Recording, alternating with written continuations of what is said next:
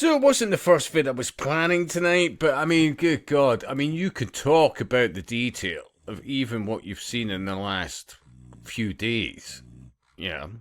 And as I've said, there is a direction of travel, and you try and tell, whoever goes for the alternative media and all the righteous going, we need to do something.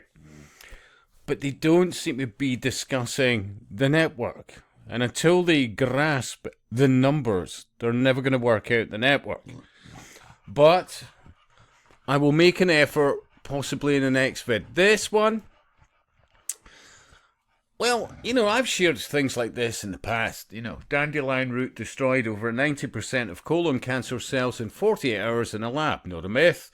A peer-reviewed study. Nature's not playing. Sometimes the strongest medicine grows wild in your yard. That was the case for most of us at one stage only a few decades ago. As a child in the 70s, I remember most playing fields had dandelions all over them, and clover, etc., which was a magnet for bees, and of course even with the dandelions with the bees. But there's an awful lot less bees, and there's an awful lot less of this, because what do councils do now? They spray various, weed killers, yeah, because this is apparently classed as a weed. And yet they've known for hundreds and hundreds and hundreds of years it's really good for you, yeah? And only now, in the last, say, 20 or so years, I say that a lot, but many people who were wakening up to various other aspects of things, not least of which was health, and, even amongst my occultist clients, they were like, listen, Scott, there's these places like Real Foods in Edinburgh, various others, there's certain herbs, there's certain things that we would recommend you take, yeah? Even although I was absolutely against what they're doing, but was a trusted guy as a glorified PC repairer, come remote fix PC repairer, yeah, that I'd never mentioned names and all the rest of it. And so we shared data. Have done for years, yeah. The public, fuck me. Oh, you can tell them, but they don't seem to give a shit. Honestly. Even sometimes family, friends, they're the last ones that you can convince. I can give you an example. I'll not mention names, but, somebody related to me, and they had problems with, they were, shitting blood, essentially, in their stool. But at no stage did the doctor say, well, tell me, what is your lifestyle? What are you doing? What are you consuming? Blah, blah, blah. No. We need to carve this out. And I could not convince this individual that you should look at your lifestyle. You should look at what you're consuming that has caused this situation. Maybe reflect on that and look at other options. Yeah? Couldn't convince them.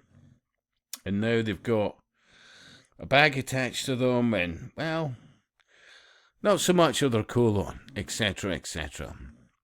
And this is an outcome all too frequent, especially these days. And when you look at many stories, especially in the last year or so, of colon cancers in the young, in people that would normally, in an age group that would normally never even, contemplate things like that, is now through the roof.